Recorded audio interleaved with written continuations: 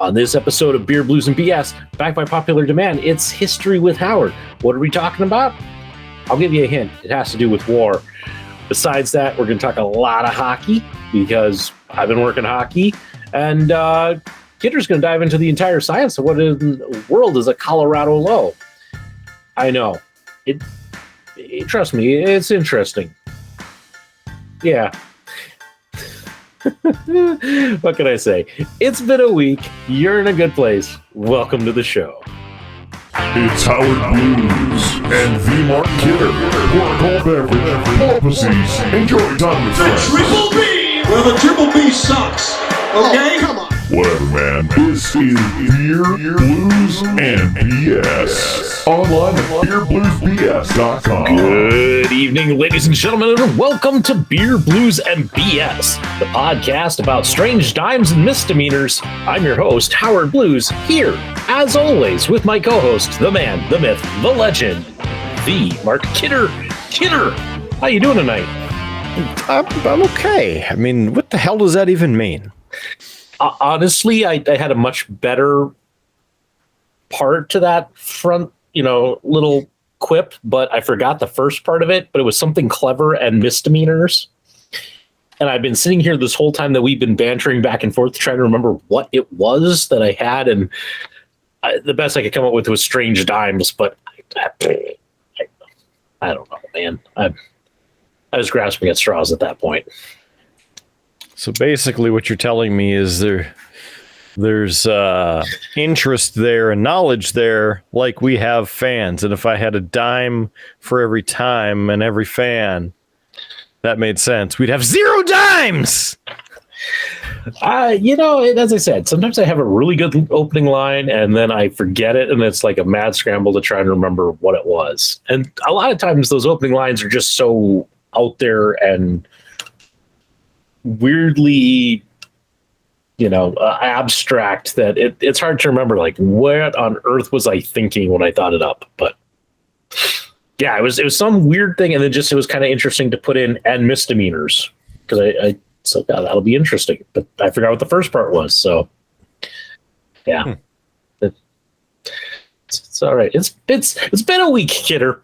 No, it has been a week. It's January. This has been the busiest January I think I have ever had at work. We've done the transition. I'm in a new department. I've had to move cubicles, try to get that all set up. At the same time, as part of this, we've had to kind of go through and try to put together these lists of needs at sites, things that we need for our programming and repairs and all of that. And we've had like a week to do that on top of some other deadlines that I've had coming up. It's been like, I have been at work at like 7 o'clock or even slightly before 7 o'clock every day this week. And then like home anywhere from like, I've left work anywhere from like 5:15 to 5:30, and I don't usually take a lunch break. So it's been just jam packed. So it's I know what you mean. I'm surprised I have as much mental function. In fact, I last weekend, Kidder, I was so tired that Saturday came around, sitting on the old couch. Kids had just gotten up from a nap, and I get a call from a weird number. Like, I don't know who this is, so I don't answer it. They call back like 2 minutes later. I still don't answer it. They call back a third time. I'm like, if they really need something, they'll leave a message. I'm trying to deal with my kids. All of a sudden, I get a text from this number going, "Hey, are you working the hockey game this afternoon? That's starting right now?" It's like, crap. Yes, I am. I had to go flying out the door. I missed the whole first period. So, but it's just been like such a busy month that, and my father-in-law asked me to cover for him and be a goal judge for 4 games. In my mind, the first game was on the 23rd. I don't know why. First game was on the 21st.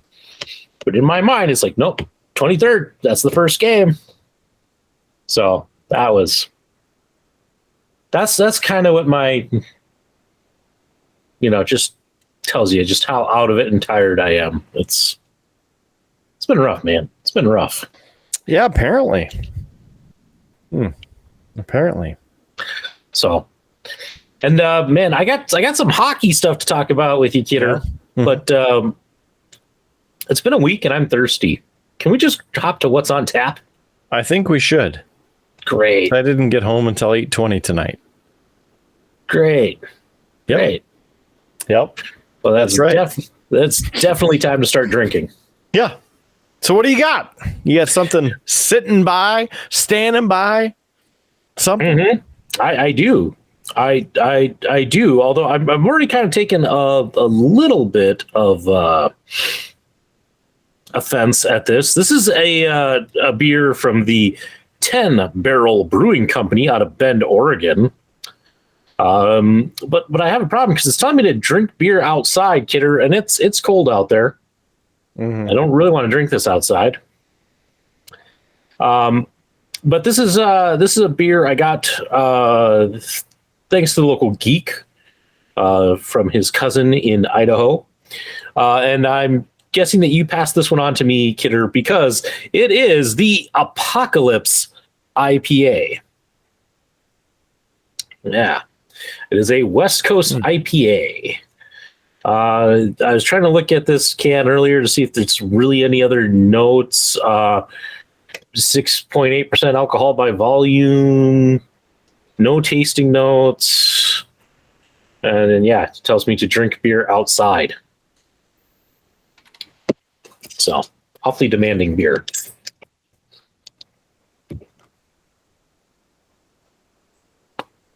Smells of hops, definitely an IPA.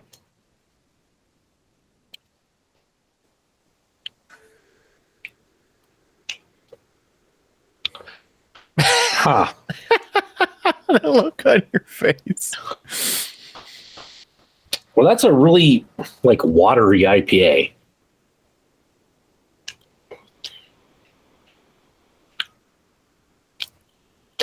It starts off really watery, and the bitter taste that it has is not like a good bitter. Ugh. Isn't there a river on the front of that can? Is that what I saw? It's like some guy riding a mountain bike down what looks to be like a dry creek bed is what that is,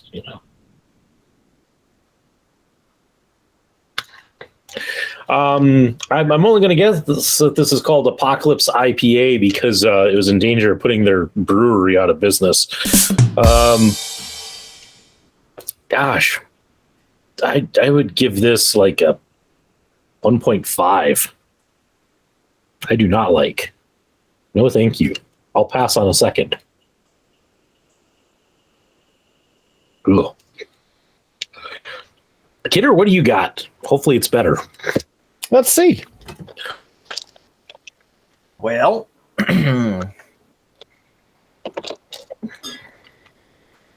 I'll do this one because it's almost the last real beer that's in there. This is Wider's Cider Prickly Pineapple. It is 12 fluid ounces inside this nice bottle. 5% alcohol by volume. It's, quote, an exotic duet combining the juice of prickly pear, cacti, and pineapple. There's 170 calories in this here thing, including 30% of your daily carbohydrates. Great. Let's see. The same thing on the back here. Although it says it tickles the tongue, each sip brings forward a light and sweet taste. Less than 1% of natural flavor. Yeah. And sulfates is slightly carbonated. And hard cider, pineapple juice, or pineapple juice from concentrate. Prickly pear juice or prickly pear juice from concentrate. It's bottled by the Vermont Cider Company in Middlebury, Vermont. So, I guess that's where we are with that tonight. And open her up with the handy dandy bottle opener. And wow, from here, I can actually smell the citrusy notes, the pineapple, and the prickly pear off of it. Smells very sweet. So, cheers to you, Howard.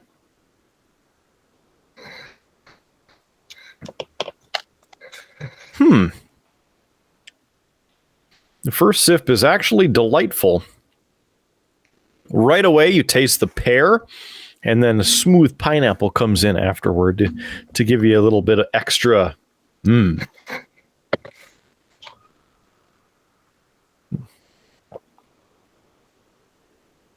this a 4.5. It's good. I like it. It's a very good rating. Very good rating. So what's been going on in your week? Why has it been a week? Again. Because we talked about it, but expound. Enhance. Well, I mean, I kind of covered the main things, Kidder. But I mean, again, if you need another example, just kind of what kind of a week it's been, Kidder. We've only been doing this show for maybe 12 minutes. I've already kind of glued my fingers to a model. Good Lord, man. It's yeah. Yeah. Yeah. So, excuse me as I free myself from this Yeti. I was gonna say, what do we do with you? But now you're stuck to the table or what? Nope, now he's stuck to the other hand. Kidder, I'm just gonna give up right now. Yeah, that kind of seems like a good idea. Farewell, cruel world. Yeah. Was it Farewell, Cruel World? Yes, if you're referencing what I think you're referencing. Yeah. Yeah. Yeah. I actually think it was just Goodbye, Cruel World. Goodbye, Cruel World? Okay. Yeah. Yeah. For the audience that doesn't know, back in the days when Kidder and I used to play WoW, World of Warcraft for the uninitiated, or at least those who are smart enough not to glue their fingers to models. During those days, $15 a month. Yeah. Kidder was always about 5 levels ahead of me because Kidder had more time to game than I did. I mean, if you've watched this show for any amount of time, you know, Kidder has more time to game than me, always. But I had more back in those days. But he was always about 5 levels ahead of me, and as was our friend Curtis. And so it never failed when I actually had a night where I could play. I'd hop on, and Kidder and Curtis would be on. And they'll be like, "Hey, we're questing over here. Come join us." Okay, and I would work my way over to where they're at, and I'd get there, and it wasn't necessarily a lot of fun because where they were at, they're like one-shotting everything, and so like meant that there was like nothing for me to do because I wasn't quite at that level. So they're just blowing through everything. What missions do you have? Let's finish them for you. Yeah, it was 30 seconds. Yeah, it was kind of that. But it never failed. Like I would get to where they are at, and about that time they're like, "All right, we need to go to a city and claim all these quests we've done." And so we'd travel to the next big city, and they would turn in all these quests and collect the next quests and all of that. And me not being at a level to get these quests or having the quests they had just completed, I would get bored waiting for like the 20, 30 minutes while they were doing this.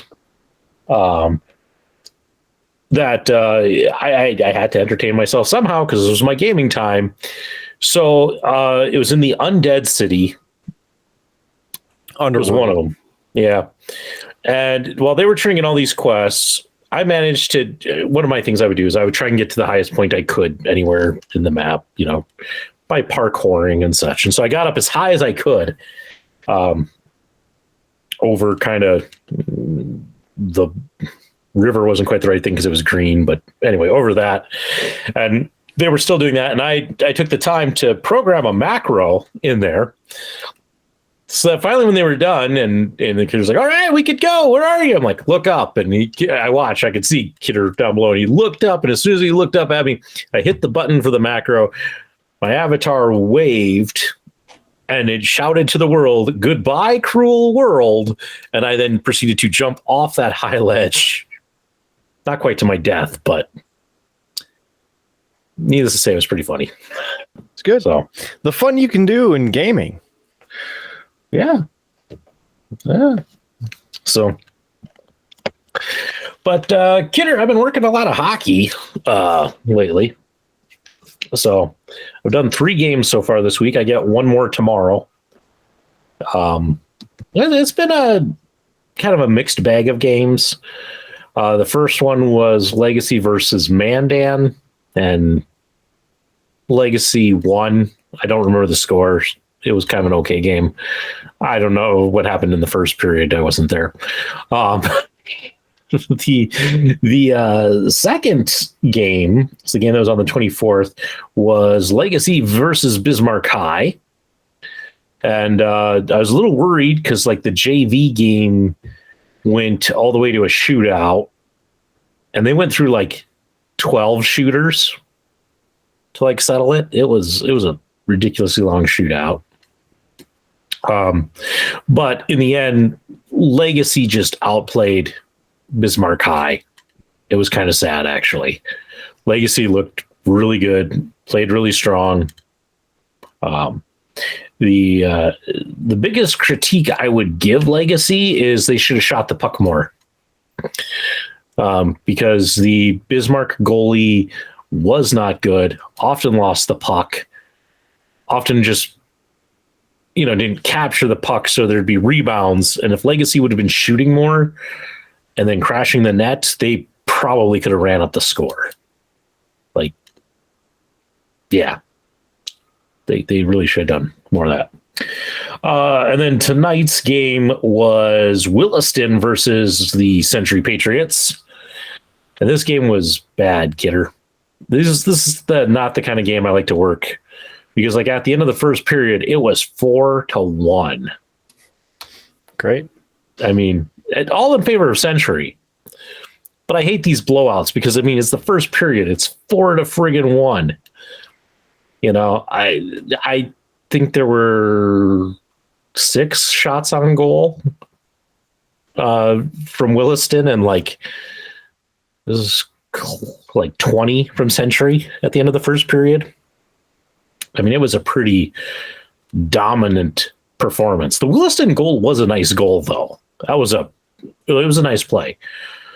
But Century should have kept shooting. The second period was dull. Century played like crap. Williston played a bit better, but it just kind of was a period of nothing. No goals. Nothing really happened. It was kind of, yeah. Then the third period, Century would go on to score 2 more. We'd end 6-1.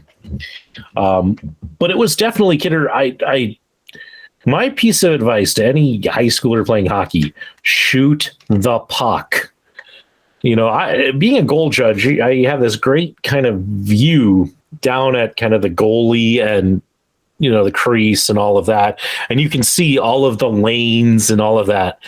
And the number of times that I saw players like skating across the top, by the blue line, and you can see it's like you have a shot on goal. You have the puck. Nobody is really blocking the lane. Shoot the puck. And they don't. They just keep sliding with the puck until they get all the way over to like the face-off circle. By then, people have adjusted. It's like, shoot the puck. I was getting a little frustrated in my seat. I was like, just come on, people.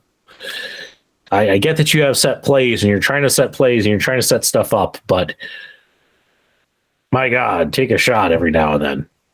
You know, Williston had some great breakaways. You know what they didn't do? They didn't shoot the puck. They kept doing that stupid thing where they keep going until, you know, about the time where they think about shooting, they're like parallel with the goal. So then they try and go around the goal, and, you know, by then the defense is in position. It's like, just shoot. See if you can, you know, and a lot of times, a lot of the Williston breakaways, they had two people coming down, you know? So not that you necessarily need to pass, but, you know, shoot. If you put it at a good off angle, it might bounce off the goalie and, hey, your other guy will knock it in. Mm-hmm. And Williston should have learned this, because like 4 out of the 6 goals that Century put in, that's how it was: shooting the puck, bouncing off the goalie, and somebody was there to follow it up and knock it in. You know, they did that 4 times on just these scramble goals. I think they only had 2 that were kind of nice setup plays. Everything else was cover, you know, catch and rebounds. So that's my very kind of quick hockey update for that. But I did listen, Kidder. I don't know if you caught the score of the Sioux game tonight. I did. But our fighting Sioux getting the win 4-1 against Miami. It's good. It was good. And I was listening to the Bobcats game on my way in, and they were winning 6-1 because I was pulling in with like 2 minutes left. Which, Kidder, would you like a hot take? Do it.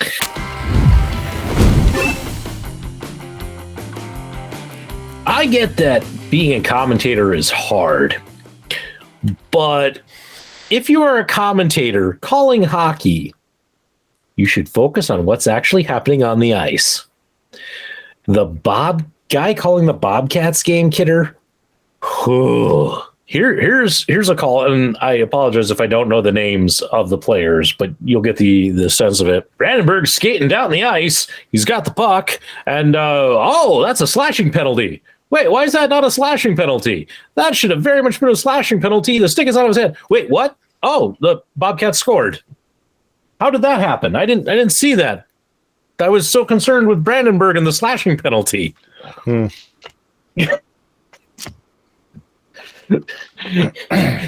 got so caught up in that, he missed the goal. And you might think, well, okay, maybe it was, you know, like a really blatant thing and he just got lost. Kidder, the very next goal that was scored was almost the same thing, except without the penalty. So-and-so's coming down the ice. You really got to feel bad for these Red Wing fans. You know, they're watching their team lose at home, you know, 6-1, and what? The puck's in the goal. They just scored again. Okay, that's kind of weird. It's like, what the hell? He also would not get off the fact that the Red Wings fans, like, you know, you come to a game and, you know, you hate to see your team lose, especially at home, because, you know, if it happens on the road, you lose 6-1. People probably don't know about it, but if you lose at home, they're there. They watch it happen. It's just like, okay, yeah, that was bad. That's bad. I mean, I know everybody's got to learn, but I would recommend go out, listen to some of like the professionals who do it. See how they do it and how they kind of get their rhythm, and not that you need to emulate it perfectly, but look at how they do it and then kind of work towards that. But this was just, yeah, it's like, oh my gosh. I mean, calling hockey on the radio has got to be one of the hardest things. Absolutely. Super difficult. I will say that without a doubt. I'm not saying that I could do a great job at it, because being able to look out, you know, at the ice and see, pucks being passed to players, you might not always be able to read the name on the back of the jersey. So you're looking at the number and knowing the name of every number. And you better believe that they do that, because there's no way that they're sitting there, okay, they passed the 13. That's so-and-so. And, and looking down all the time. No, they're spouting this off and doing it and conveying it in such a way so that the person who's listening to it on the radio gets a full picture of what's going on. That is a skill and a challenge. I totally would get that. But to get so sucked into things that do not matter that you miss the puck going into the net. It doesn't surprise me, though. It doesn't. I mean, look, I get that, Bobcat hockey, your minor leagues, it's just kind of one of those things where I'm just like, I'm trying to listen to this and you're rattling on about something that doesn't matter, the non-call on a penalty that you miss calling the goal. Somebody needs to have a talking to with that individual. Oh, I just took a big swig of this IPA. I'm still regretting it. Ugh. Sounds about right. I will say, as you're talking about hockey broadcast commentary, that the Colorado Avalanche, so altitude, both television and radio, because they're on 92.4 or something, altitude radio, part of the Altitude Sports Network. Connor McGahey is his name. He's the altitude broadcaster, primarily doing play-by-play for the Avalanche games. And Jake, I don't know if you've listened to any of those broadcasts, but the game is alive through the radio. It gives you a mental picture, and he does it so well. Even as you mentioned, you're talking about naming players' names, figuring out their numbers and associating them, whether it's the Avalanche or the team they're playing, spatially describing how things are happening. And he does it in such a way that it's just fantastic. And I think it is, yes, tomorrow. So obviously, for those of you watching this from the future, the game's over. But 1 o'clock, or no, it's a 2 o'clock game tomorrow afternoon, hockey before the All-Star break. The Avalanche and the Blues. If you get I don't know what you're doing as the preparation for the Royal Rumble continues. But if you can listen to the game through your phone from the Altitude website or something, you will get a feel for the game. In the game. I will probably be busy wrangling kids. It is Lefty's weekend to work. So I am dad on duty. Mm-hmm. So, well, there, Jaco, there's no better way for the kids to learn something good than to listen to Avalanche hockey on Altitude Radio. Yeah, we'll see. I try to listen to like the news and such when I come home, like at the dinner table, and I usually get so shouted down by my kids that I can hardly hear what's going on. I doubt they are going to give me the benefit of being able to listen to the hockey game. Just got to tell them, kids, this is the most important thing going on for the next 2.5 hours. Yeah, that's not going to work. That's it's worth a shot. You can't quite logic, with a toddler. Toddler logic is it's a strange thing. Like, I've been assembling all these miniatures, Kidder, on my desk. And whenever Junior gets to come down here, we spend the whole time he goes around my desk pointing at all of them. Good guy, bad guy, good guy, bad guy. You know, and I can tell him like something's a good guy or a bad guy, but if he's made up his mind that something is the way that it is, you can't convince him otherwise. It's kind of funny. We've been doing that with Mario characters because he's kind of getting to know Mario. You know, and I'll be like, no, that like Koopa Troopa, which is basically a turtle. It's kind of has a friendly face and a smile on it. I can't convince him that the Koopa Troopa is a bad guy.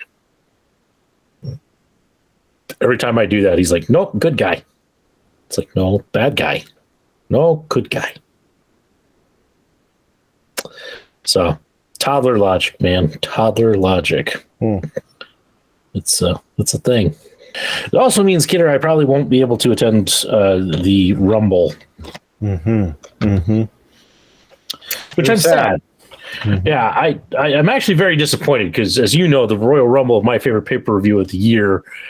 I was looking forward to it, looking forward to the Rumble itself, curious what the hell a Mountain Dew pitch black match is, wanting to see, you know, Bray Wyatt's first match back. Also very curious about LA Knight. I've been learning some stuff about him lately. Actually, watched an interview with him today that was really quite fascinating. Apparently he's like been the guy behind like the 2K WWE game animation since like 2015. So he's talked about doing that, and like one of his crowning achievements was nailing R-Truth's entrance. You know, doing the rapping and all of the dancing and all of that. So it but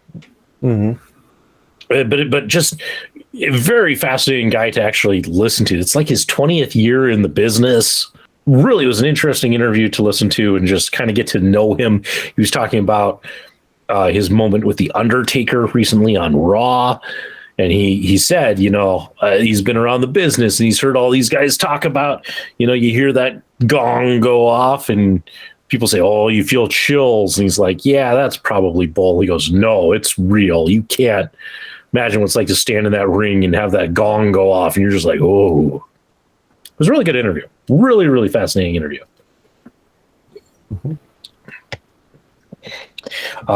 He talked about how he got saddled with like the Max Dupree gimmick.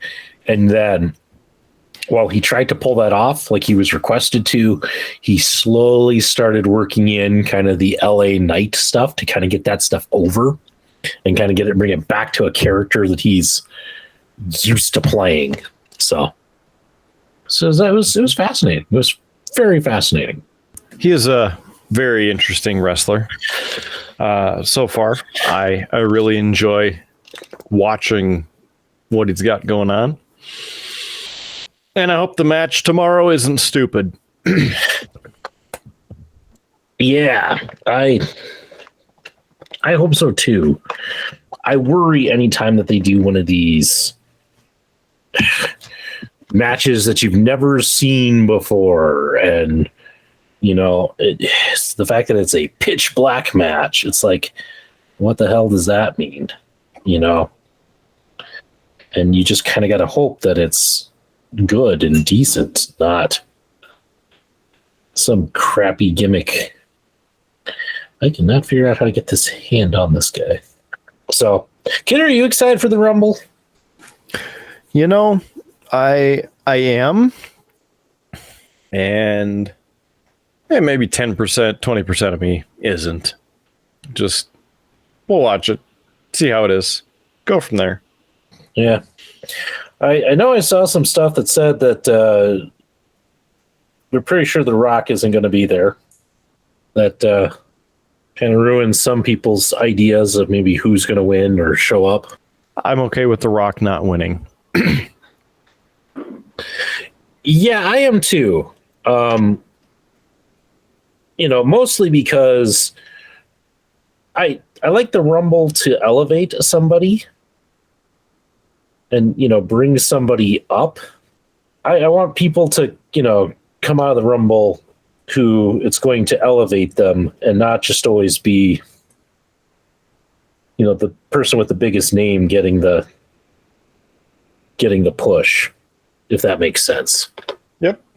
And, you don't need The Rock to win the Rumble to make The Rock versus Roman Reigns and make that a big event. So it'll be interesting. I'll be interested to hear what happens and your takes on it. I'll give it everything I got. I'll try not to fall asleep. I mean, usually the Rumble's pretty good. It's kind of hard to fall asleep, I would think, during the Rumble. Although we'll see. Last year, they didn't really have any great surprises. Like, there wasn't, as far as I can remember, there wasn't like a huge surprise entrant in it. Correct. And that's one of the things that agitated me with the Rumble, because for me, and I know misguided, but I feel the Rumble needs to have a good quarter of the people from the past, whether it's 1 year or 15 years, to show up and be like, holy crap, that person's in the match. And they can eliminate a couple people and then, they're out. Whatever. Yeah, I don't know that it needs to be quite as high as a quarter, but I like a good 2 or 3, because I also don't like it if they show up and they take the spot of maybe somebody who deserves a chance. Because the Rumble is a chance for you to kind of see all of the talent together. So I like to see that, but I like 2 or 3 good, oh my gosh, or hey, we haven't seen this guy in a long time. Some of that can be good. But Hope I don't know. Santino is back. I know he's working with Impact right now, but hopefully Santino Marella and the Cobra can come back. I don't have much hope for that. Yeah, probably not this year. Because the WWE actually allowed the trademark on Santino Marella to expire. Whoops. So they no longer own that trademark. And he's currently serving as an authority figure over on Impact. So I don't think we're going to see him. Truthfully, I think, and I couldn't tell you who, but I kind of think that the surprise entrant is going to be maybe somebody from New Japan.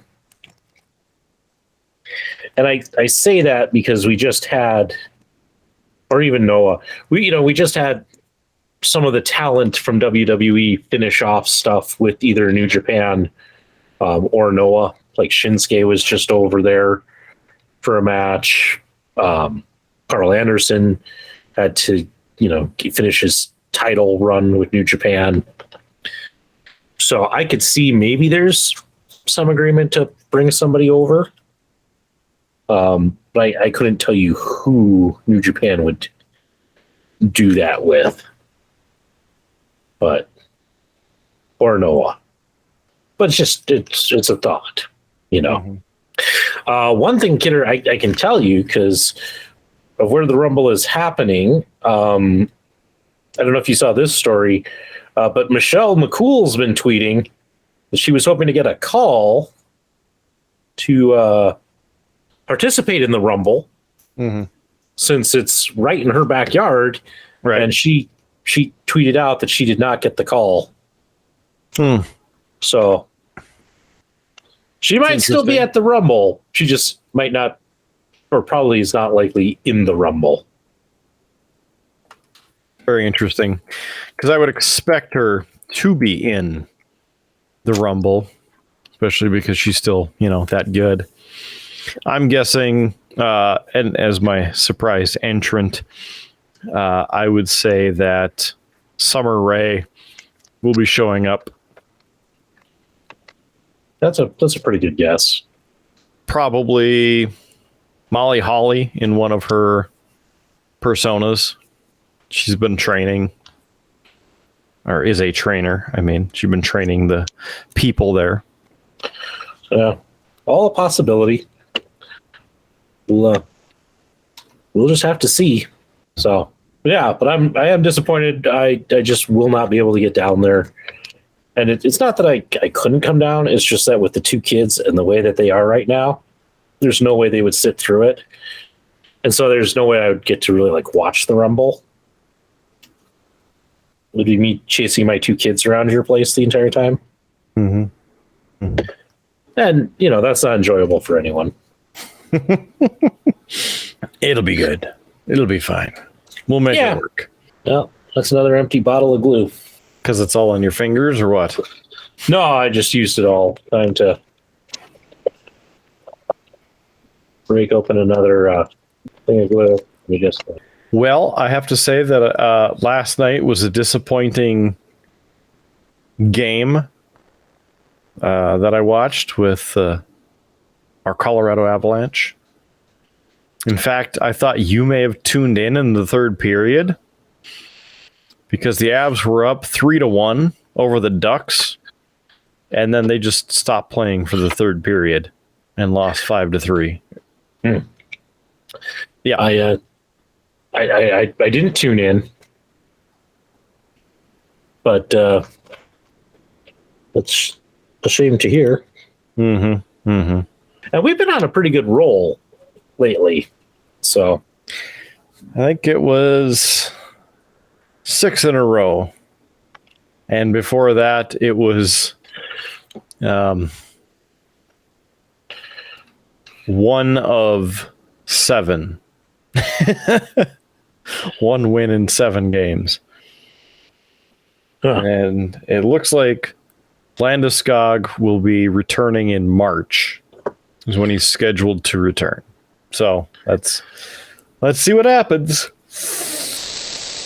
Yeah, hopefully. I mean, I think we'll definitely for sure make the playoffs. It may just not be in the best position.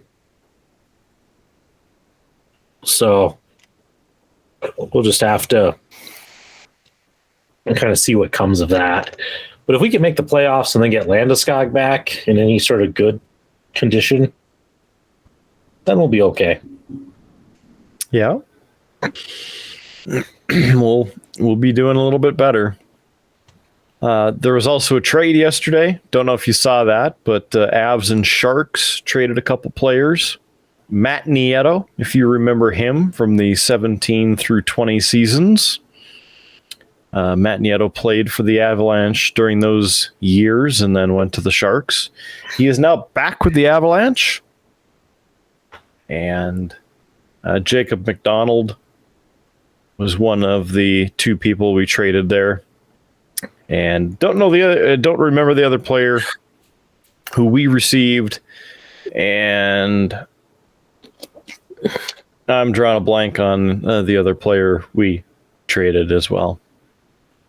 But Matt Nieto's back, and he's got a glorious mustache.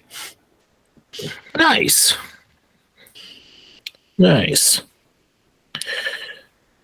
his first game back with the Avalanche, he drew the first penalty of the game and got an assist on the first goal. So at least he's doing something.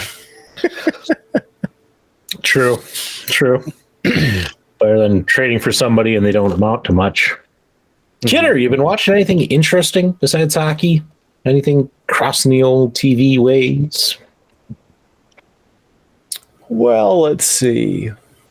What have we watched? Have I watched? CSI Vegas. New episodes.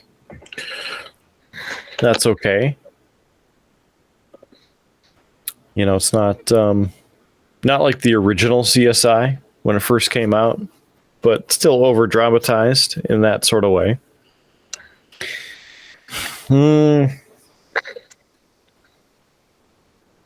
Hockey and Dirty Jobs. Mike Rowe is back doing Dirty Jobs. Got some more Dirty Jobs. Ryan's here. He's excited too. He usually watches the show with me. Yeah.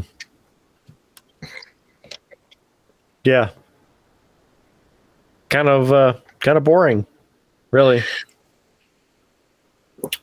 Sounds that way. Just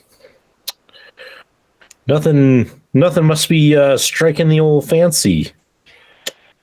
I mean, not really. And one of the reasons is because Star Trek Picard is now less than 3 weeks away from the 3rd season. Not out yet. So, gotta wait. Yeah. And then that's it, right? They were only planning to do the 3 seasons of Picard, weren't they? Yes. And that is the idea. It's listed as the final season of Picard. But there's also new tease information that it is the passing of the torch to the, quote, next generation. See what they did there. So, as in, there's going to be a series based off of the characters created in Picard, or, well, like they're going to bring the next generation cast back and do a series with them. So, as you may or may not have seen the promotional material, I'm pretty sure that we talked about this like 8 months ago or 6 months ago or something. We've talked about that the majority of the next generation cast is coming back in this season. Yes. So we've covered that much. Yes. So there is that. Now, what I take with that statement is that there's the potential for spin-off series with, for instance, Jerry Ryan, who plays 7 of 9. And maybe Michelle Hurd. Maybe even some of the other characters. But obviously uncertain. I'm trying to keep as spoiler free as I can, as in I have not watched the trailer. And in fact, I think over the weekend here, as we're on the 27th, that there's another trailer coming out. And I'm going to stay as far away from that as I can, try and stay off the spoilers, because I just don't want to see some of the visuals and try and piece things together before I'm actually watching the episode. And some of the information I have seen, of course, as you're scrolling through things, is that potentially everyone won't make it. How does that make you feel, to potentially kill off a or multiple beloved characters in the franchise? It doesn't really affect me. Oh, it doesn't. But if it were Star Wars people, like other favorites, or even a quarter of your favorite cast members. Kidder, I hate to tell you, but like all my favorite characters die in Star Wars. Oh, I know. Boba Fett, dead. Yoda, dead. Vader, dead. Obi-Wan Kenobi, dead. Qui-Gon Jinn, dead. I mean, do I need to continue? Luke Skywalker, dead. Han Solo, dead. I mean, do I need to go on? It's kind of a thing in Star Wars. Characters die. And that's another reason why Star Wars sucks. No, it's one of the reasons Star Wars is better, because it actually means that there are consequences. It means that you can go into any movie and your characters that you love may not make it. There's some stakes to it. Most of the time you go into a Star Trek movie and you're like, they're all going to make it out just fine. You know, where's the fun in that? Yeah, whatever, Howard. I'm just saying. My story is more epic because death can happen. Yours, you know, it's like a bad Saturday morning cartoon where the villains just keep coming back again and again and again because we can't kill anybody. Except it's the heroes, you know, it's like, the only people who are in fear of dying is this guy over here in the red shirt. He's not going to make it. Mm-hmm. Sure there, Howard. What? Whatever you say. I'm just telling you, it's better storytelling. There's death, there's consequences. It matters.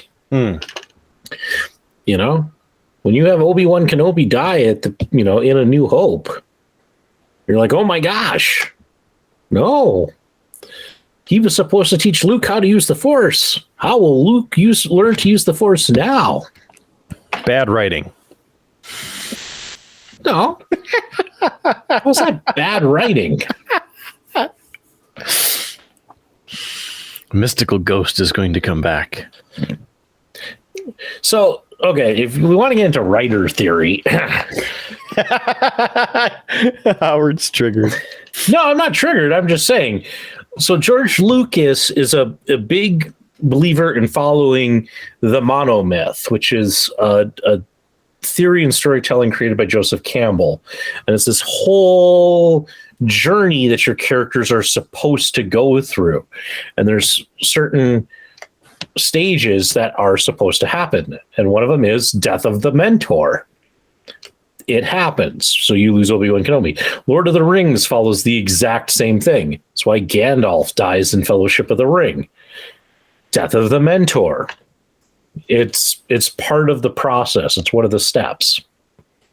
I won't go into all the steps because it's complicated and I don't remember them all, and some of them are kind of weird. But there is a whole cycle. And anyway, Lucas is a big fan of this, so he tries to follow it to the best of his ability, and it's part of why Star Wars works.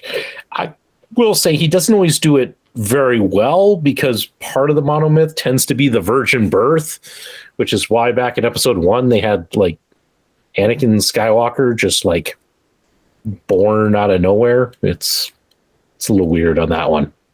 But anyway, that's him trying to cram the monomyth into the story, and it just didn't work out. But anyway, he follows that to a T. And hey, speaking of Star Wars, there's rumor that they want to bring George Lucas back. But he has said that if he comes back, he wants complete and total control. So, gee, I wonder why. We'll see what happens with that.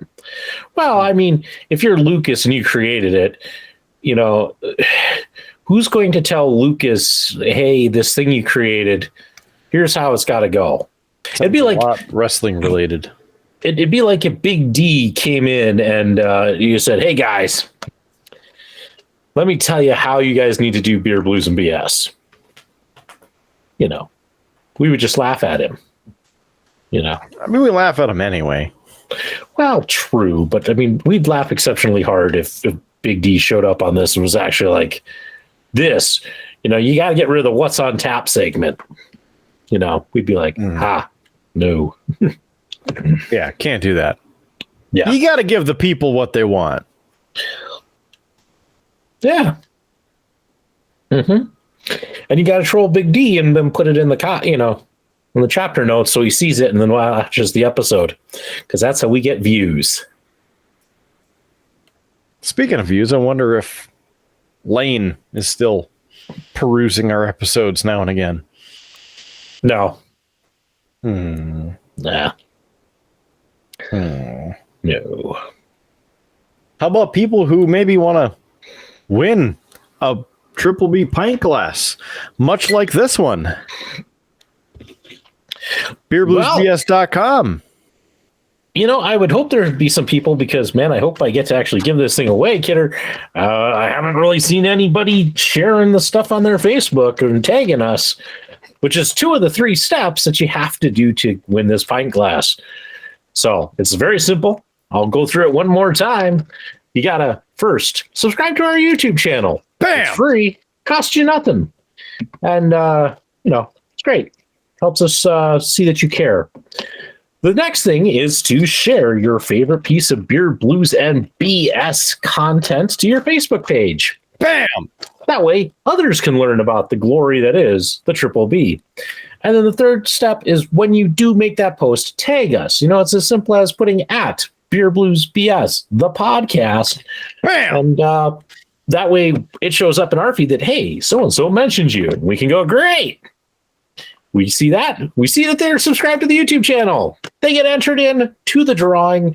And for episode 100, we will draw a name and somebody's going to get a pint glass courtesy of the Triple B. So it's that simple. And we're coming up on that deadline, Kidder. Mm-hmm. It's right around the corner. Yep. You got to get your stuff in by February 16th. So go out. Which is share. the premiere date for Picard. But more importantly, support the Triple B. Yeah, and the best thing about it, we won't even make you pay for shipping to your house. That's right. It'll be shipped directly to you. So if you live in Bismarck, I mean, we could hand deliver the thing, but you probably don't want us showing up at your door. So, we don't have to do that. We can, however, just ship it directly to your house. And it's whenever, wherever, however, etc. we can get that right to you. Yeah. So please do those 3 steps, as Howard mentioned, and you could be the proud new owner of a wonderful drinking vessel that highlights our wonderful logo here at Beer, Blues, and BS. So good times. Good times. I'm looking forward to episode 100, Kidder. It's right around the corner. Good. I mean, at this point, it's nuts. I know this is episode 97 right now. We're 3 away. I don't know if we can make it. I might be in the market for a new co-host at this point.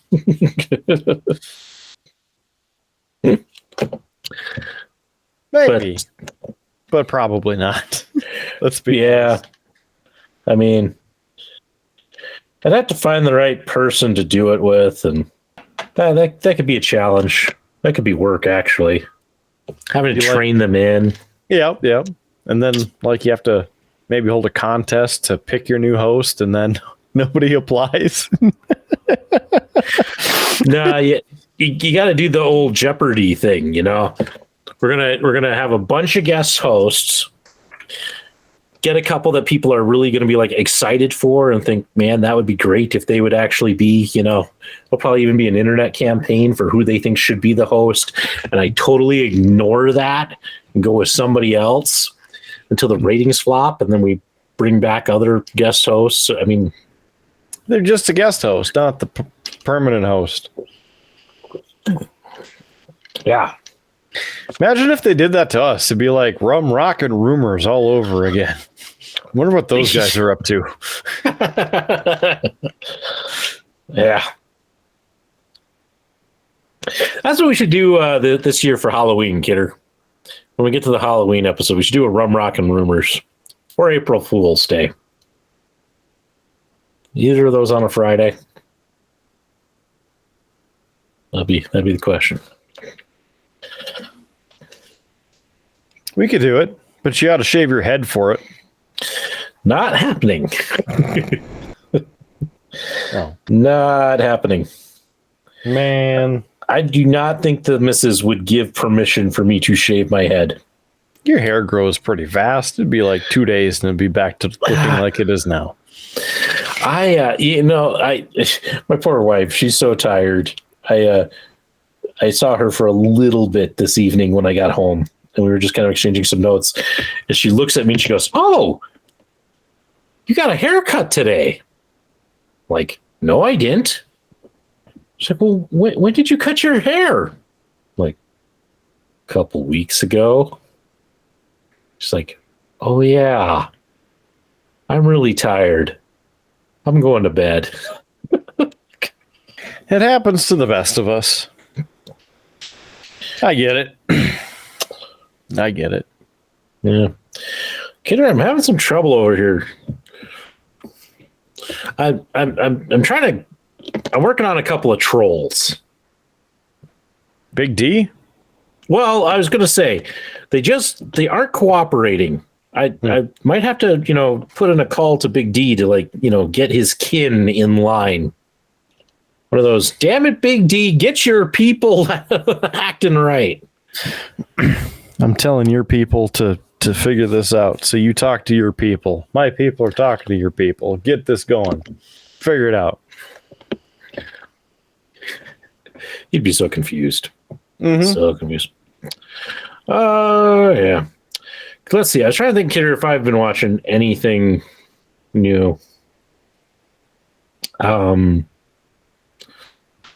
really. I just haven't had time. Yeah. I can't even think of the last time I actually sat and watched TV. It's been a while. It's been a while. Start reading a new book. There you go. It's an older book, but it's new. I started reading Gods and Generals, which you, I think, have seen the movie for. It is a historical fiction centered around the Civil War, kind of the beginning of the Civil War. It follows four main characters. So Robert Lee, Stonewall Jackson, Lawrence Chamberlain. I can't remember who the fourth one is. I haven't got to him in the book yet, so this is why. But I started reading it. So far, it's enjoyable. I kind of read a chapter a night. It's good. It's good. It very much romanticizes these characters. I'm enjoying it. I picked it up mostly because I needed a change of pace. I was reading The Devil in the White City by Eric Larson, which, again, I know you're not a book person, and I'm sure there's some members of our audience who are like, when did this become book talk? But The Devil in the White City, it's an interesting book. It's a history book, but it's about the Columbian World Fair in Chicago. And it actually coincides with the rise of America's first serial killer, H.H. Holmes. And so it kind of bounces back and forth on the development of both of these events because they happen at the same time. And part of Holmes's thing was he turned his building that he owned into a hotel to lure people there so that he could kill them. And it's won some awards. It's very well done. But the thing that bugs me about it and why I had to put it down was the chapters about the architects who are building the World's Fair are great and very detailed and kind of very truthful about who these people are. But the chapters about Holmes, he writes in a way like he's trying to make it a murder mystery, but you kind of already know the answer, so it's just kind of annoying because it's almost like a what's the correct term here? An untrustworthy narrator, because he will talk about how Holmes was kind and loving and all of this, and then just add to the chapter goes, but actually he was none of those things and he felt nothing at all. And you're just like, so you lied to me. You've been this unreliable narrator in what you said, and you're doing it. You're bringing up things that he's doing that are clearly for nefarious reasons, but you aren't going into the details because you're waiting to be a bit more grisly and shock value later in the book. And it's just it just kind of bugs me when everything else that he's doing on the other side, he's being very factual and this is happening and this is happening and here's the truth of this and this and this. It's just it's not that it's poorly written, but it's enough that it's kind of like, it bugs me when I read it because I know where he's going with stuff, and I just say it. So I needed a break. I'm about halfway through that one. Need a break. Switched over to Gods and Generals. I'm enjoying it. It's a nice breath of fresh air. But I'll go back and I will finish The Devil in the White City because I am curious for more of the details. But yeah, so there. This has been Book Chat with Howard, a segment that probably won't pop up all that much, and therefore Kidder doesn't need to make a graphic. So that's good. Yeah. It's good. Yeah. Good. I had a thought as you were talking about all of that. Oh, the Gods and Generals. I saw the last quarter or something of the movie, which was, I don't know, like an hour of it on RLC back in college. And as you remember, Residence Life channel was not the highest of qualities of channel. And so I don't know what was actually happening, and I couldn't read the subtitles, so I had no clue. What the hell is this? They're fighting. Now they're not fighting. Well, it kind of looks like the Revolutionary War. Maybe? Is this the War of 1812? Is this, like, I don't know, the Spanish-American? What is this? What am I watching? Oh, it's Gods and Generals, the title that's this big on the screen as it comes up. I'm like, ow, that's what it is. Yeah. Yeah. Have you seen the sequel? Although technically it came out first, Gettysburg. Kidder? No. You ever watch Gettysburg? No. No? Sorry, I dropped a piece. I'm trying to find it. It's very good. I actually came to learn recently that one of my site supervisors was actually in the movie. Wow. He was an extra so he got to run up the hill and die several times. And cool. There's a scene where it's a group marching, and he's in the group. I tried to spot him. I didn't catch him the time, but he is in it. So, but he's kind of one of those big into the Civil War history and reenactment. Mm-hmm. So, very good. Very good. Yeah. History with Howard.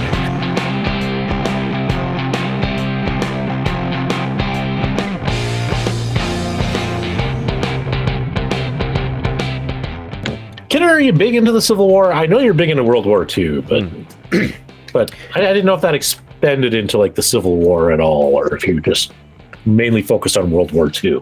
But primarily World War II.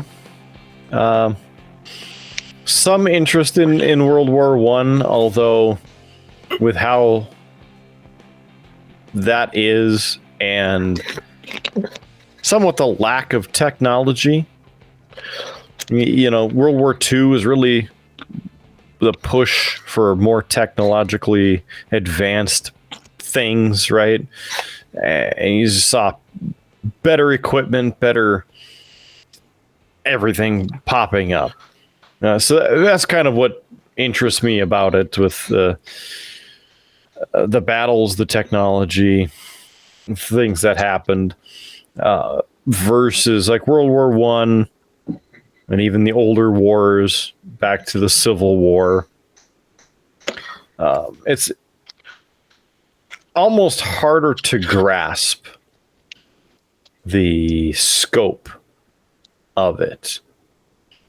Because, for me, like World War II, there were, planes all over the place, and the Earth was mapped, and, various things, right? So, very good record keeping for the most part on where battles happened, how long they were, the specific pieces within them, where the recon could show the Allies and the Axis essentially were in these different places at these times. And versus, I mean, World War One essentially happened in this big of an area.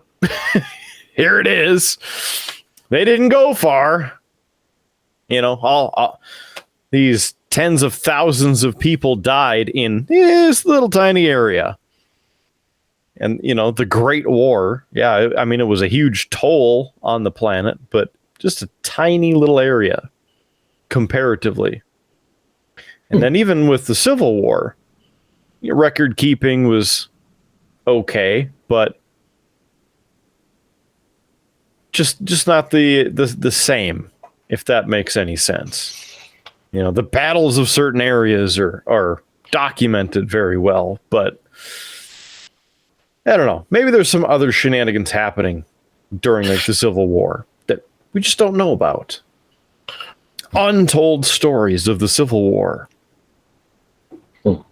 So then what about more modern affairs like Vietnam and Korea? You know, do those kind of, because those kind of go further into the tech and the documentation and all of that. Mm-hmm. To some degree, yes. With Korea, have a vested interest because both my grandparents were in Korea and both served there. And my one grandfather was left for dead at one point in Korea. And so that, you know, that has a personal interest, personal attachment for me. And even for some other people who I've known over the years who actually served in Korea. And he's not on the show, but pretty sure Big D made a stop there. So there's that.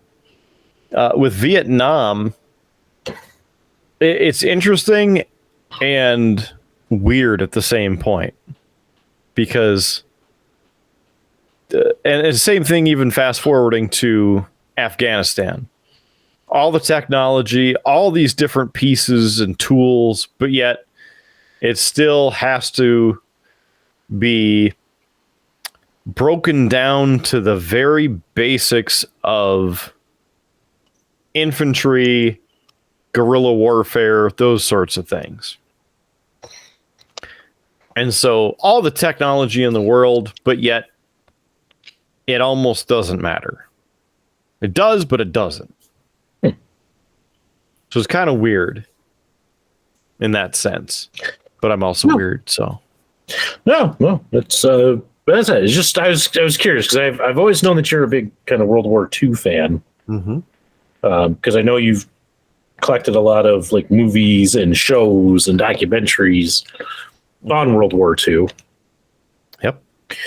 And such. I just was always curious then if you ever looked elsewhere in history.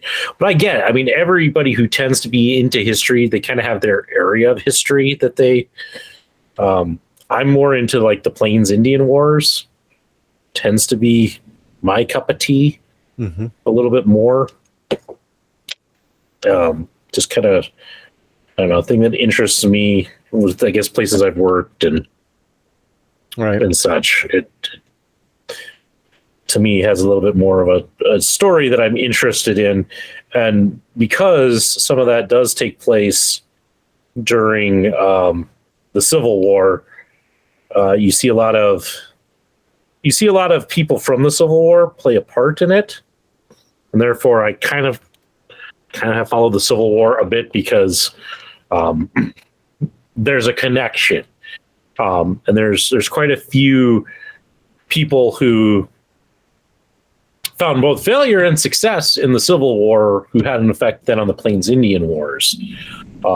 So to tie into like North Dakota history, you have the punitive campaigns of Sibley and Sully, which were a retaliation of the Dakota War of 1862 in Minnesota.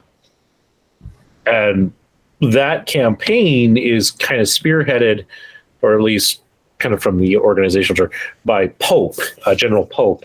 Pope had been serving in the Civil War, had been the lead general for a bit, basically he pissed off some people, mostly because his attitude was very much, all right, I'm in charge and we've been fighting this war wrong and you're going to do this and you're going to do that. And basically all the other generals said, you don't really want to listen to you, you're an ass. So the first time he really kind of loses, like,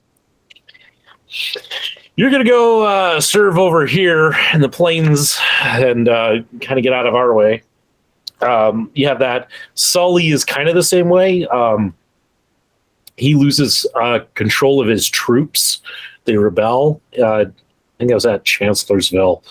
And so they're like, well, you clearly can't control your troops, so we're going to send you out west.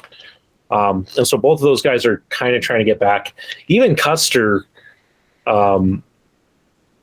with his kind of story, he rose to fame during the Civil War, got a brevet rank. When the war is over, he loses his brevet rank.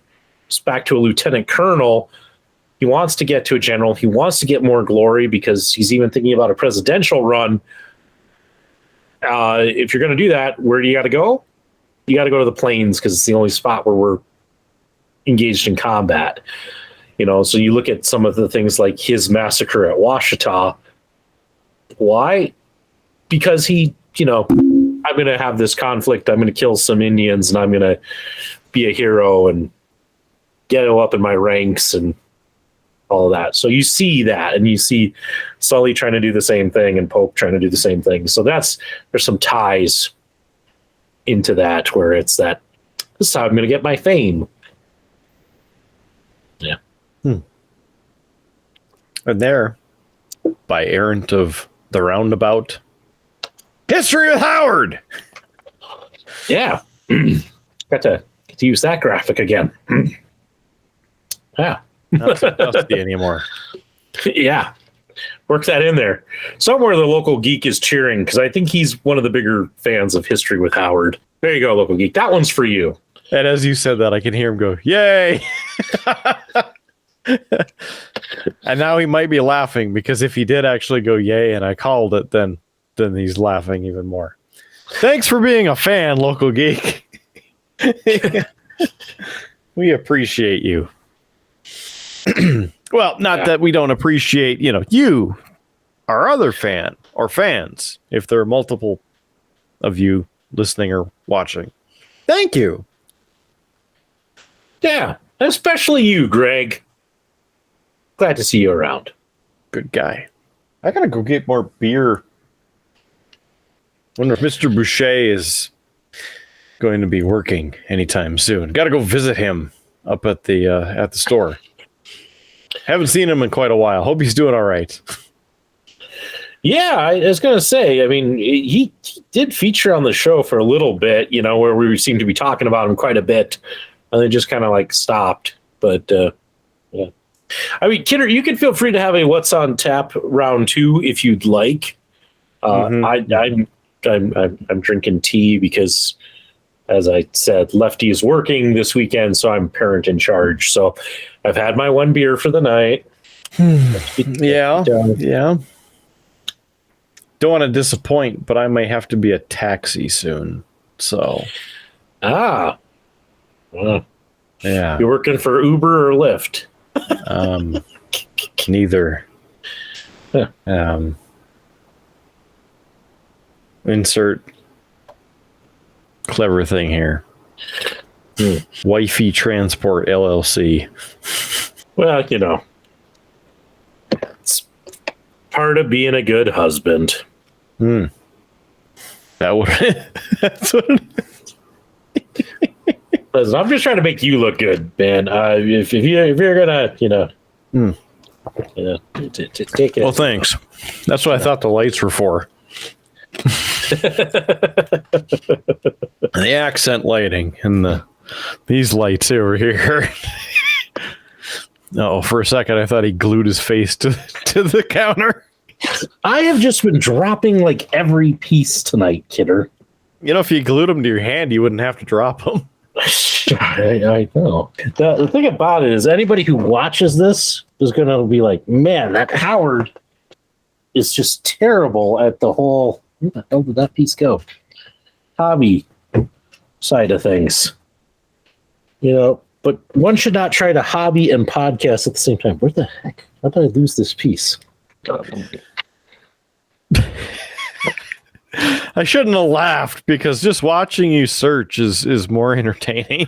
Just wait till you see the piece, Kidder. It's like you'll be like, how the hell did you drop that and not find it? Got it. Are you interested or excited about the All-Star game at all? NHL All-Star or skills competition? You know, I don't know. I don't really get into that. I don't know. Because it doesn't matter, it just doesn't hold much sway for me. And especially because, like, yes, they play a game, but it's not like anybody really cares. So it's not like it's a hard-hitting, who's really the best of the best game. It's just kind of we're going to skate around and we might check somebody, but, you know. Yeah, because they don't want to injure each other, which is good. Because they're pretty much the all-stars. And what they did last year is had the divisions. They did a randomized selection, and then it was 2 and 2. So they essentially had 2 games instead of, one all-star game. And I don't know how I feel about that because, then I guess they had 3 because there was a winning game, and then the people in that game got bonuses, and the all-star selected won the Honda vehicle to then donate to somebody and those sorts of things. So we'll see how they do it this year with the 4 different what do you call them? I guess divisions. That's what they are. Yeah. I think. Anyway. We'll see. The skills competition should be interesting. I liked last year when they had the different things set up on the lake in front of the Bellagio. That was fun. And of course, because one of the Lamoureux twins, got to partake against the guys. Yeah. I enjoyed that too. Yeah. No, it's just, I don't know. It's just never been one of those things where I feel like compelled to watch or anything like that. It's like, oh, it's the All-Star game. Okay. Not that it's a bad thing. It's just, I don't know. Never quite caught my fancy. Gotcha. I don't know. I like my hockey hard hitting. What can I say? Sure. It's kind of like I said, like the one game tonight was just kind of, because it wasn't a close game. It was a blowout.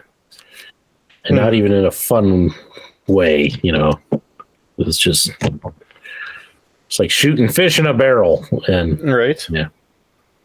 Did you see the Bobcats the other day winning like 11-2 or something? They've been on a fairly decent tear, actually. Haven't followed them too closely, but seems like they're doing pretty well. I don't know. Might try to get to another Bobcats game before the season's over. I enjoy it. My wife enjoys it. It's just the only reason right now why it's kind of like, is because, again, I have kids. So trying to get the kids there and make sure they're taken care of. It just becomes a lot while you're trying to like enjoy a hockey game at the same time. Yeah. Hey, get her. Yeah. I got one for you. Yeah, I got one. For What'd you do? Oh, I didn't do anything. I had a coworker who I was talking to about the weather, and they brought the fact that apparently, and I don't know who they were listening to for weather, but they made the comment that they keep hearing the term Colorado low. Yes. Said constantly. They said, been watching the weather for a long time. I've never heard this term until now. And now I'm hearing it all over the place. What the heck is a Colorado low? And I said, you know what? I don't know. But I know somebody who could tell me. And unfortunately, Yeah. Big D's not on the show, so I'm asking you. Well, I don't know if I should tell you then. How about that? GFY. Listen, Good for you.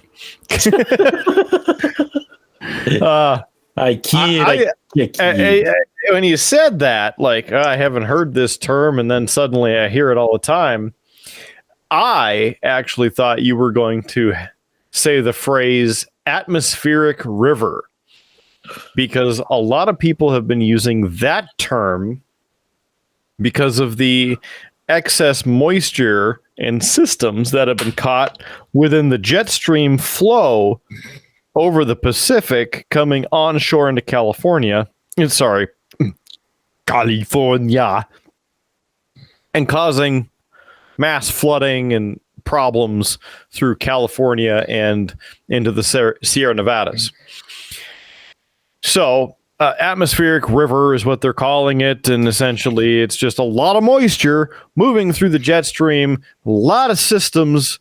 It's where the train essentially was set up for that period of time, bringing a lot of moisture into one general area in the meteorological community. For storms itself, we call that training, because it's like a train rolling down a set of tracks, because it goes in one area, right? And then the next train goes through the exact same area, and then the next train goes through the exact same area as well. Training. So back to your question of a Colorado low, or a Colorido, if you will, if you're from the South Park land. Essentially, these areas of low pressure storm systems move onshore from the Pacific onto the Pacific coast, and that could be anywhere from Washington down to California, right? Now, as the jet stream pulls north over the Rockies, it'll pull these systems over the Rockies. Now, a lot of these systems are very powerful. They have a lot of energy with them, a lot of shear, and a lot of atmospheric push from, again, the jet stream. So what happens is, as they're coming across the Rockies, it's generally in the center of the country, and what's pretty much right in the middle, Colorado, Wyoming. And so the general term Colorado low is that because the storms typically move from the Colorado generalized area. Now, these storm systems, as they are kind of broken apart over the Rockies, as they're downsloping, i.e. coming down the other side, the east side, or the, what would that, Howard, be? The wayward or the leeward side? It is too late in the evening for me to. You got me, so I guess I got you then. Okay, we'll move on, and he's probably going to make some smart-ass comment. So it ejects off the Rockies, goes down in general because of the lesser space from where it was, gains a lot of extra space, which then can potentially increase the amount of energy because it's now expanding. And as it's pulling, that air gets a little bit greater. So there's that. But it also taps into Gulf moisture, because the Gulf of Mexico, obviously down to the south, lots of moisture. And as the jet stream pulls back to the north, it can suck a lot of that moisture up into the overall system. So as the low is spinning counterclockwise, and I know I did it backwards for you watching at home. So counterclockwise, it's spinning. And so it's pulling up all that moisture from the Gulf. And as it's moving, it's pulling that whole amount of energy that it's tapping into from thousands of feet above in the jet stream, but also the pressure gradient from the low itself and areas of high pressure around it. Stronger the system, the more powerful it can really be, because those called isobars, they're lines of equal pressure. You see them on the map between the L, which is a low pressure, and the H's, which are high pressure. The more lines between them, the higher the gradient. So low pressure is, let's just say, 1,000 millibars, and high pressure, let's just say, is 1,400 millibars. So there's 400 millibars in between. The atmosphere, like a bathtub, has to equalize. And what does it do? And if you're like in a bathtub, think about that. When you have an area that's higher than the other area that's low, like say you're sitting in the bathtub and then you stand up, the water rushes in to equalize. And then eventually, after you have stopped moving or you get out of the bathtub, you have a level bathtub because it has leveled out. The atmosphere works in the same way. It just can't see all of the water that is above us. Millions of cubic tons of water that's invisible, water vapor. Because you have water vapor, you have water itself as the liquid form, and then you have frozen water, which is ice. And you can sublimate, where you go from ice to vapor, or the other way, where you go from vapor to ice. Anyway, again, getting off track. Colorado low. Real strong, sucks in a lot of moisture. It's pulling cold air in behind it from Canada and or the Rockies. And as it's moving up, it'll generally move within, let's just say, I don't know, a 1,500 mile swatch, right? So somewhere between here and here. And of course, we're typically well within that bullseye. And so when the storm moves up, we typically get smoked by it. And those are typically our larger snow producers as well, where we got our 22 inches of snow. Now, on the other side, you may have heard of the Alberta Clipper. These are similar, but different. The reason they're different is these are very dry, typically very dry systems.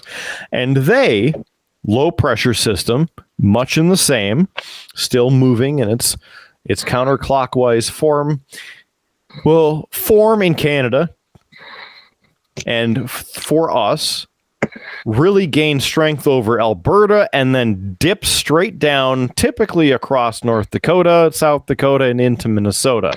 Because the jet stream at that point, as it moves, and on the map, it looks like it moves east to west, but, you know, overall, it's just kind of ebbing and flowing, and the stronger systems affect that.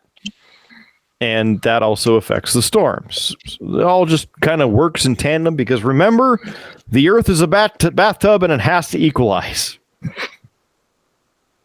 So those systems, they come from Canada. Very dry air, very cold air.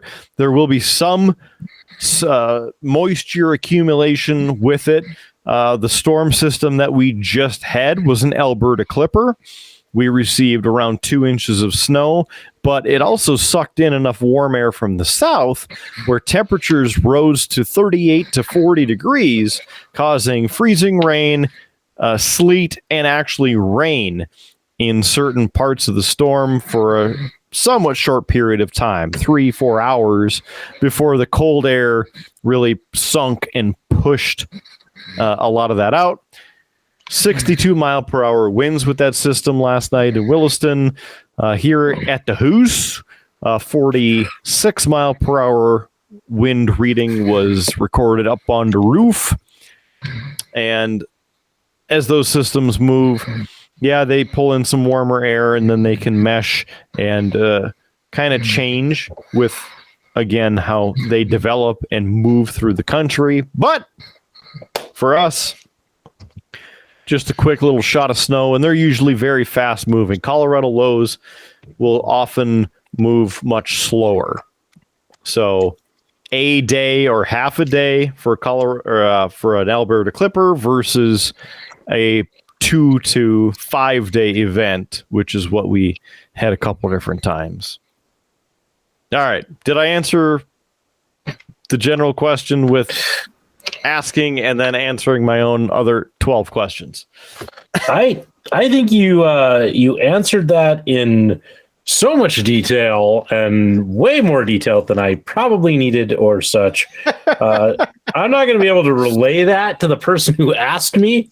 I'm just going to have to, like, when this episode comes out, get to that like point and just, clip out the chapter and go, here, just watch this section. It'll explain it. I can't tell if Kidder is frozen or just intently staring at his screen.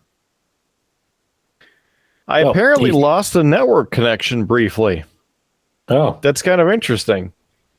I wonder if it's a subpar network, i.e. Midco. But I heard everything that you said, and I said in response that it's good. We have that technology because the video version is on YouTube. Yep. And I will send people directly right to that so they can learn all about the Colorado lows. Or if you want to know about tornadoes, there happens to be a documentary out there. Oh, I'm sure there's plenty of documentaries out there, like the Weather Channel. No. From like Discovery probably did some. Legitimate the Learning news Channel. I'm sure I can. Sure. National Geographic probably did something, the Science Channel. Of course, what he's trying to switch from is the fact that in college, for one of my final projects, we had to do a 10-minute video. Not like it had to be like a decent enough product, kind of like a research episode of some sort. Said, well, 10 minutes is, long enough, but what if I just made a half-hour documentary with commercials and everything? So I did in a week. And that was before Premiere had a whole bunch of extra cool tools that you could make things happen a lot easier. But I did it. That's also when you had to render the crap before you could play it to see if it actually worked. Yes. Technology. Yeah, it's definitely gotten easier. Although I will say, Kidder, I did have to relearn how I did the sound wave thing for the Impossible Music Challenge. Look good. Yeah. I'm not going to lie. Like, I did that for all the clips and set it to render, but I didn't check all my settings. So, like, the first time I did it, I rendered them all out, and they were all MP3s instead of the actual, like, video. Classic. And of course, what I had done, because I thought I was being so clever and efficient, was I had kind of continually brought the different files into kind of like the same like project, because it's an effect that you do to do the actual sound bar thing. And so I had that. I just had to select what source was. So what I was doing is bringing that in, bringing the clip in, hitting the source, selecting the source, telling it to render, putting it in my queue so I could just render them all out. And then I would delete out what I had for the source, put the next one in. So I kind of had to do it all like over again. It was it was a good 3 hours of my life. I could tell you something, but I'm glad you experienced that. I'm just going to tell you this, Kidder. Next time we do one of these Impossible Music Challenges, and you're getting the music clips, you get to do all of the After Effects to make that happen. Wow. Because while yes, I can do it, it just took for friggin' ever. Yeah. It also helps when you export them as a movie file. Well, that's what I had thought I had done, but I get it. I'm not as versed in After Effects as I am in Premiere. They're two different monkeys and two different weird, procedural things to try and figure out. And then you add Photoshop on it, which is completely different from either of them. And then you want to do some audio editing or something with like Audition, and then it's even different from there. Yeah, I don't quite understand the logic behind some of that, because that was even if you get into things then like Illustrator or and that's different. InDesign. And that's different. Yeah. Because it was one of those where I'm like, I knew enough about like Photoshop that I was like, oh, I could probably use Illustrator and InDesign to do some things at work. Nope.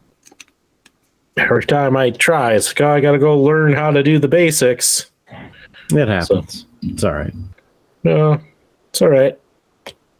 I'm getting there. And truthfully, it's like I had done it for the last music challenge. It's just it'd been long enough that I'd forgotten, like, how did I do that last time? So I didn't even do it the same way this time. I did last time. But it worked. It looked good. Thought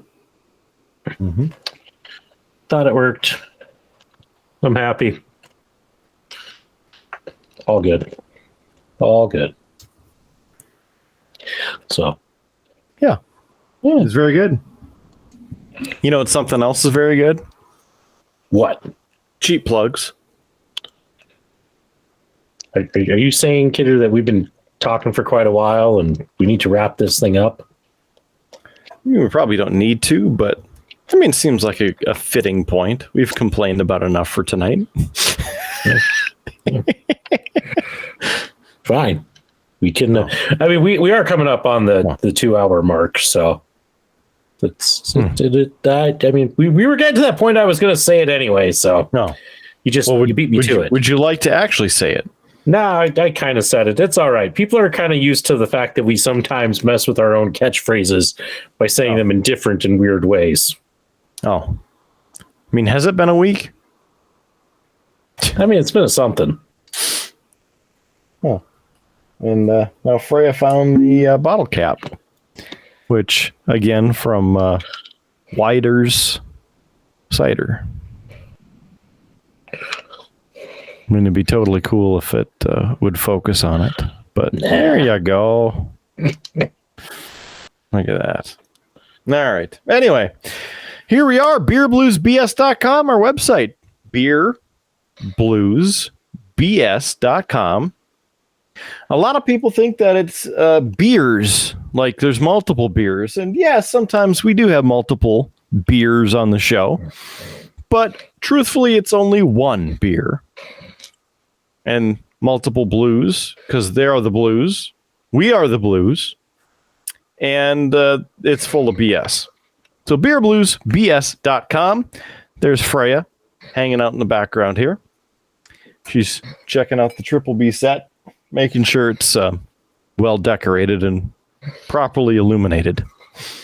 Again, beerbluesbs.com, the website. That's the place where you can find everything with the Triple B, including, stickers, hats, T-shirts.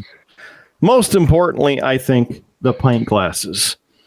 Again, just like this, beerbluesbs.com. Click on merch to get to the store, and then you can get your own Triple B merch and help us keep the show rolling, because it's just one way that, we can try and keep things rolling here.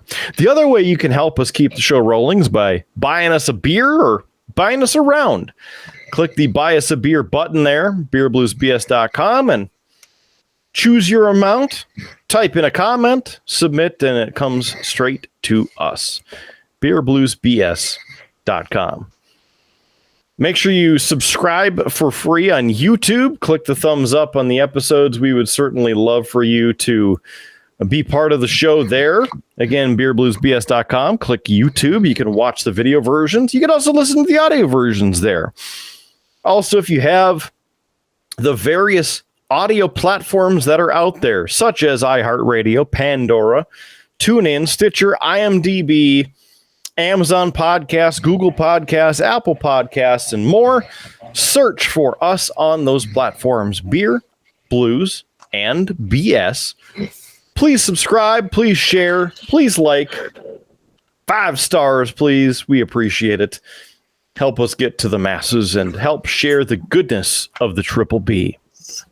Other than that, make sure you like, subscribe, share your favorite moment, Triple B, and tag us, because you could win a Triple B pint glass.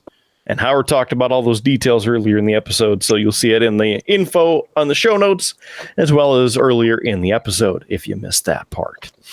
So, for tonight, and every night, he's Howard Blues. I'm the man, the myth, the legend, Mark Kidder. Thank you for joining us for this and every edition of the Triple B, Beer, Blues, and BS.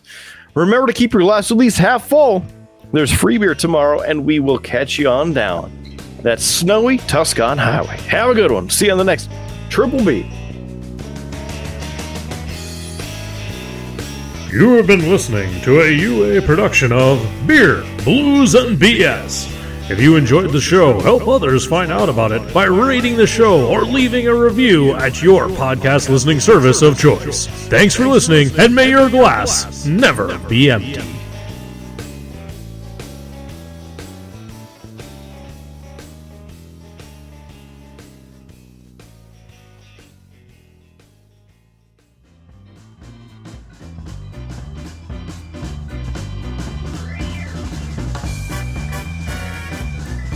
UA Productions presents A Glimpse Behind the Curtain.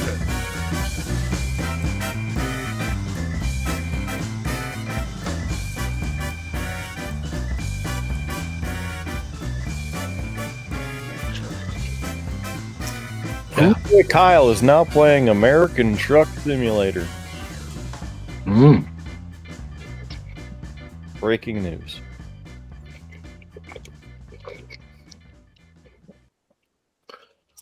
Who knew that, lawnmower simulating could lead you to, trucking simulating? It's because he's a bad mother trucker. Shut your mouth. You mean shut your trailer? I was hoping you'd continue the line from Shaft and do, but I'm just talking about trucking. just talking about trucking. That's what I was going for, Yeah, that works. Mm-hmm. I got to keep up my reputation of, relevant references and information. And very relevant. When did that come out? 2002? There was actually a new one that was out. Yeah, I watched it. 2 years. Oh. Yeah. You didn't give a report. You didn't ask me to. I thought we were over that in 2003. Well, I know how you felt about that version, but this was like him with the original Shaft, and then they gave Shaft a son. It was like a whole family thing. Oh, I know. I watched it. I know, but you didn't talk about it, which would have been entertaining because I tried to get you to watch the first Shaft with Samuel L. Jackson, and I think you turned it off and put on Star Trek Nemesis. Yeah, why not? So, I mean, it just would have been good content. I mean, it's still going to be good content because I'm definitely putting this behind the curtain, but still, you should have mentioned it, man.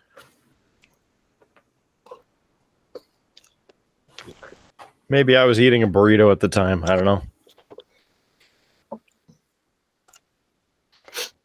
Okay. Are you eating? Is that a burrito you're eating? No, this is a big sandwich. It's basically cheese with summer sausage in the middle. Hmm. Yeah. Sounded like a tasty snack for after hockey. Bow bow bow bow bow bow bow bow bow bow down down down bow down down.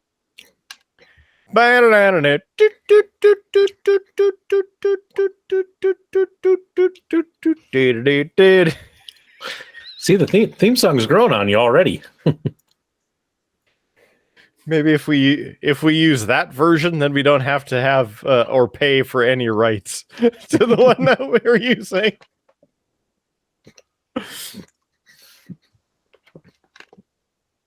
There was a podcast I used to listen to that when they first came out, that was what they did because they didn't have, music. So it's like all of their like little bumpers and intros to segments was them singing. Yeah.